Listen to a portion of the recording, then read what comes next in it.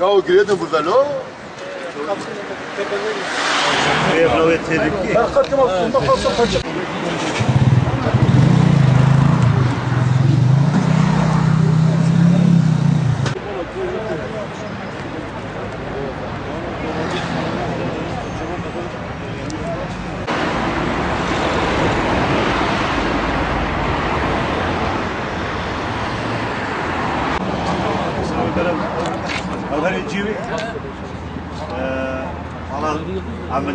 Bildiğiniz gibi Suriye'de devam etmekte olan iç savaş dolayısıyla biz her ne kadar bir sınır ili olmamakla beraber Suriye halkının çekmiş olduğu sıkıntıları hücrelerimize kadar hissettiğimizden dolayı Batman'daki bütün sivil toplum örgütleri Adalet ve Kalkınma Partisi ve Barış ve Demokrasi Partisi'nin ortaklaşa oluşturdukları Batman Suriye halkları ile dayanışma girişimi birkaç günlük bir çalışma yapmış bulunmaktadır.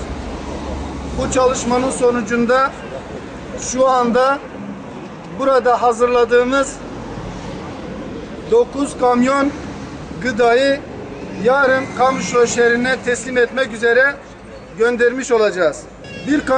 Bir kamyon mercimeği Petrol İş Sendikası tarafından, bir kamyon bulguru Adalet ve Kalkınma Partisi tarafından, bir kamyon makarna Asnaf Sanatkarlar tarafından, bir kamyon yağ ve salça Ticaret Odası'yla Necat Nasıroğlu Vakfı tarafından, 3 kamyon un da Tabip Odası Barış ve Demokrasi Partisi ile TİMOP tarafından, 2 kamyon karışık pirinç, un, makarna ve bulgur ve yağ olarak da Petrol İş Sendikası'nda toplanan halk tarafından, o bazı sivil toplum örgütleri tarafından getirilen malzemeler olmak üzere bir de yaklaşık olarak yarım kamyona daha fazla da Eczacılar Odası tarafından ilaç tahsis edilmiş bulunmaktadır. Yarın bunları Nusaybin Belediyesi ve Kaymakamlığı üzerinden Kamışlı şehrine teslim edeceğiz. Bütün arkadaşların katkılarından dolayı teşekkür ederiz.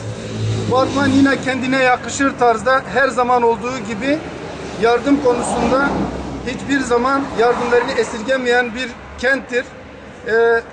Bu yönüyle de Batman halkını tebrik ediyoruz, kutluyoruz ve bundan sonraki süreçte de bu yardımların devamını diliyoruz. İlk etapta hazırladığımız, acilen topladığımız bir kampanyadır. Bu kampanya sürmektedir. Halkımızdan da gerekli hassasiyetin ve desteğin verilmesini bekliyoruz.